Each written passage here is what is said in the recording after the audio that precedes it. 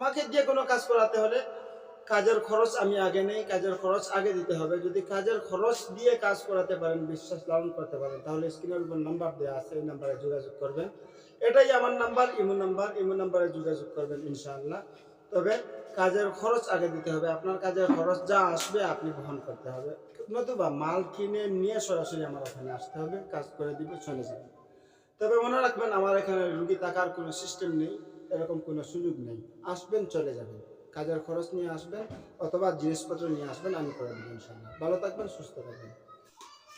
আসসালামু আলাইকুম ওয়া রাহমাতুল্লাহি ওয়া বারাকাতুহু। সম্মানিত প্রিয় ভিউয়ার্স, প্রিয় ভাই বন্ধুগণ, কেমন আছেন সবাই? আশা করি ভালো আছেন। আমি আপনাদের দোয়ায় আল্লাহর রহমতে বেশ ভালোই আছি।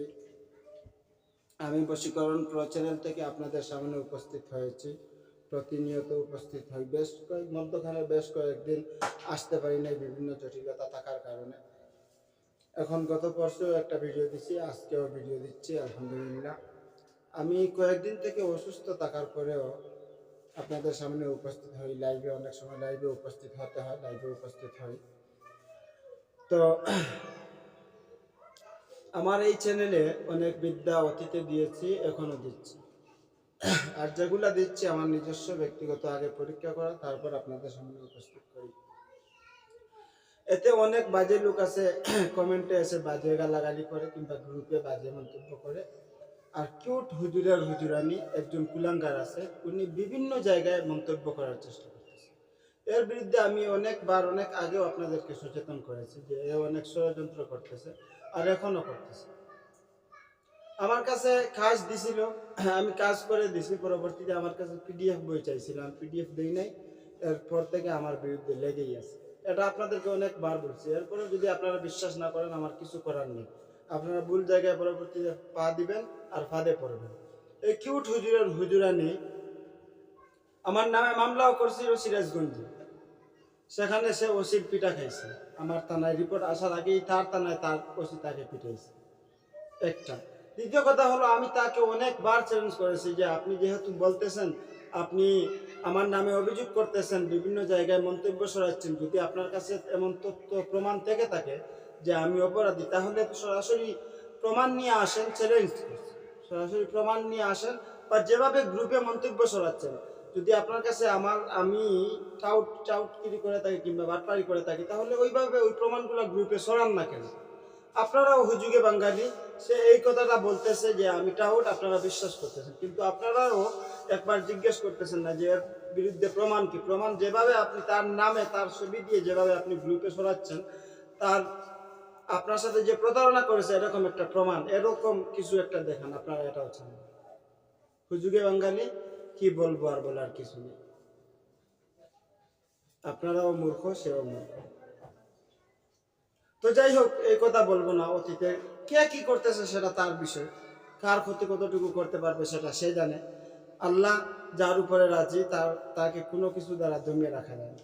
আমি তো সামান্য তুচ্ছ মানুষ। দেখেন না, গতকাল সিটি নির্বাচন, বরিশাল সিটি নির্বাচনে বাংলাদেশের একজন বিখ্যাত পীর, বিখ্যাত আল্লাহর ওলি, বিখ্যাত একজন আলিম, ইনাকেও কুলাঙ্গারেরা আঘাত করেছে। আল্লাহর ওলি হওয়া সত্ত্বেও। তো আমার উপরে আর কি। দেখেন না, বাংলাদেশের লক্ষ লক্ষ কোটি কোটি মানুষের হৃদয়ের স্পন্দন আল্লামা মামুনুল হক সাহেবকে নারী কেলেঙ্কারি মামলা দিয়ে জেলে ঢুকিয়ে রাখছে। তাহলে আমি কি? আমাকে তো নারী কেলেঙ্কারি না, এটাও বলতে পারে যে আমি কোনো নারীর সাথে, কোনো নারীকে অবৈধভাবে তার গর্ভে সন্তান রেখেছি, এটাও তো বলতে পারে। এটা অস্বাভাবিক কিছু না। 100 বার জেল জুলুম হতে পারে, রিমান্ড হতে পারে, মামলা হামলা হতে পারে, পরোয়া করি না। এই লাইনে এসেছি, মামলার বই আসে নাই। এই লাইনে অনেক হুমকি আছে, অনেক মামলারও সম্মুখীন হতে হয়। তো অনেক আছে পিছনে পড়ে আছে, মামলা করবে, হামলা করবে, রিমান্ডে নিবে, যা মন চায় তাই করবে। তো সত্য থেকে কি পিছিয়ে যাব? সত্য থেকে পিছিয়ে যাওয়ার মতো লোক আমি নই। সত্য থেকে পিছিয়ে যাওয়ার লোক আমি নই। এই কথার উপরে আপনারা বিশ্বাসী হলেও হতে পারেন, বিশ্বাসী না হলেও হতে পারেন। বিশ্বাসী হলে জিতবেন, আর বিশ্বাসী না হলে হারবেন। আমার কিছু করার নেই। তো প্রিয় ভিউয়ার্স, কথা বেশি বাড়াবো না, আমি মূল টপিক্সের উপরে চলে যাচ্ছি। আজকের যে বিদ্যাটা স্ক্রিনের উপর দেখতে পাচ্ছেন, এটা নারী বশীকরণ বিদ্যা। এটা দ্বারা প্রায় শতাধিক শতাধিক বছর আগ থেকেই নারী বশীকরণ করে আসছে মানুষ এর সাহায্য নিয়ে, এর উচিলা, এর মাধ্যমে। তো আপনার অন্তরে যদি হবে এই বিশ্বাস লালন থাকে যে আমি কাজ করলে কাজ হবে, এই বিশ্বাসটা যদি আপনার অন্তরে থাকে, তাহলে আপনি সফল কাম হতে পারবেন। আর যদি না থাকে, আপনি সফল কাম হতে পারবেন না। আগে নিজের মনস্থির রাখতে হবে যে এগুলা দ্বারা মানুষ ফায়দা পায়, এগুলা দ্বারা কাজ হয়, এটা অন্তরে পোষণ করতে হবে। তো এই যে স্ক্রিনের উপর যে নকশাটা দেখতে পাচ্ছেন, এই নকশাটা নারী বশীকরণ নকশা। আমি কথা বাড়াবো না, একদম সংক্ষেপে নিয়মটা বলবো, তারপর শেষ করে দেবো। ভিডিও লং হয়ে যায়, মানুষ দেখে না, মানুষ শুনে না। তো এই যে নকশাটা দেখতে পাচ্ছেন, এটা নারী বশীকরণ নকশা। এই নকশাটাকে আপনি কামসিঁদুর ও লজ্জাবতী পাতার লজ্জাবতী চেনেন, লজ্জাবতী পাতার রস দ্বারা আর কামসিঁদুর দ্বারা নকশাটাকে লিখবেন। দুটি নকশা লেখার পরে নিচে আপনার নাম, আপনার বাবার নাম, মেয়ের নাম, মেয়ের মায়ের নাম। যদি আপনি ছেলে হয়ে মেয়েকে করতে চান, তাহলে প্রথমে আপনার নাম, পরে মেয়ের নাম। আর যদি মেয়ে হয়ে ছেলেকে করতে চান, তাহলে প্রথমে মেয়ের নাম, তারপর ছেলের নাম লিখে বুঝ পাতার উপরে লিখবেন লজ্জাবতী পাতার রস, লজ্জাবতী গাছের পাতার রস আর কামসিঁদুর দ্বারা মিক্স করে আপনি দুইটি নকশা লিখবেন। একটি নকশা কবরে অথবা শ্মশানে গেড়ে দিবেন রাত 12টার পরে। রাত্রি যখন 12টা হবে, এরপরে কবরে অথবা শ্মশানে একটি নকশা গেড়ে দিবেন, আর একটি নকশা আপনার সাথে রেখে দিবেন।